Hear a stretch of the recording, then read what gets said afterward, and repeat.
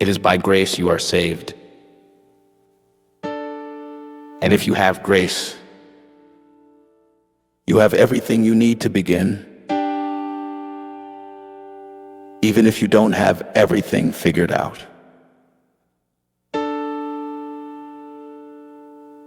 Grace doesn't mean you understand. Grace means you are held.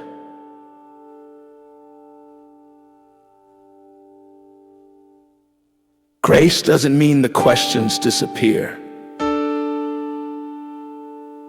Grace means the questions don't disqualify you.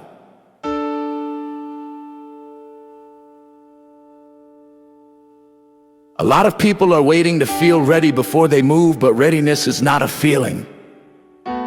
It's a decision to trust God with missing pieces. Moses didn't have clarity. Moses didn't have confidence. Moses didn't even have good communication skills. But Moses had one thing that mattered more than all of that. God was with him. And God keeps saying the same thing to Moses that he keeps saying to us. I will be with you. Not, I'll explain everything. Not, I'll make it easy. Not, I'll remove every fear. I will be with you. We want instructions, but God offers presence. We want answers, but God offers himself. And if God is with you, you already have enough to take the next step, even if the next step is all you can see.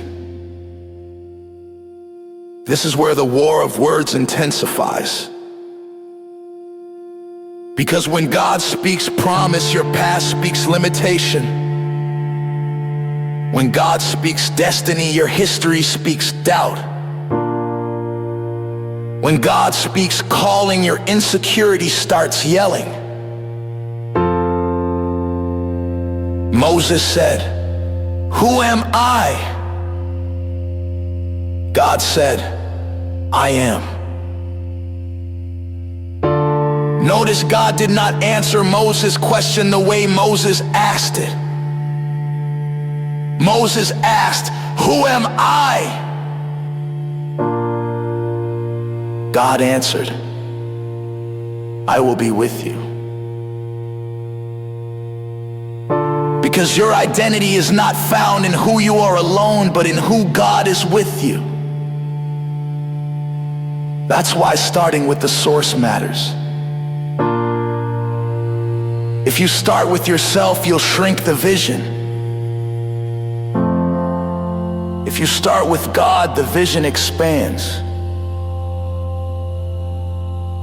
Some of you are trying to understand yourself without first understanding God. And that's why everything feels confusing. You are not broken, you are unfinished. You are not lost, you are becoming. Vibration of revelation means God shows you what you need when you need it. He does not reveal the whole picture at once, because if he did, you wouldn't need faith. Faith lives in the gap between what God said and what you see. That's where peace is formed. That's where trust is tested. That's where maturity grows. God is not trying to impress you with information. He is forming you through transformation. That's why God didn't say his name at first. Moses said, "Who are you?" God said, "I am who I am." In other words, I am not what you expect. I am not what you can define. I am not what you can control. I am what you need when you need it. Before God gives Moses power, he gives him perspective. Before God sends Moses to Pharaoh, he settles the war of words inside Moses. Because if God doesn't win the war in you, you won't survive the war around you.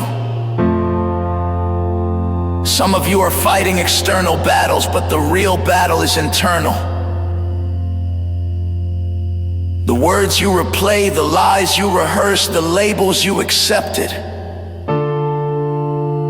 Words spoken over you in childhood. Words spoken about you in failure. Words spoken to you in pain. Words can wound. Words can weaken. Words can war against God's will in your life. But words can also heal. Words can restore. Words can realign you with truth. That's why Scripture says life and death are in the power of the tongue. And it's not just the words you say out loud, it's the words you agree with in your mind. Faith and doubt are fighting for vocabulary in your soul. Doubt says you've never done this before. Faith says God has. Doubt says you're not qualified. Faith says God qualifies the called. Doubt says, what if it doesn't work? Faith says, what if God is faithful? You don't silence doubt by ignoring it. You silence doubt by speaking truth louder. That's why God gives Moses signs. Not because God doubts Moses, but because Moses doubts himself. God knows what doubt sounds like. So he says, what's in your hand? A staff. Something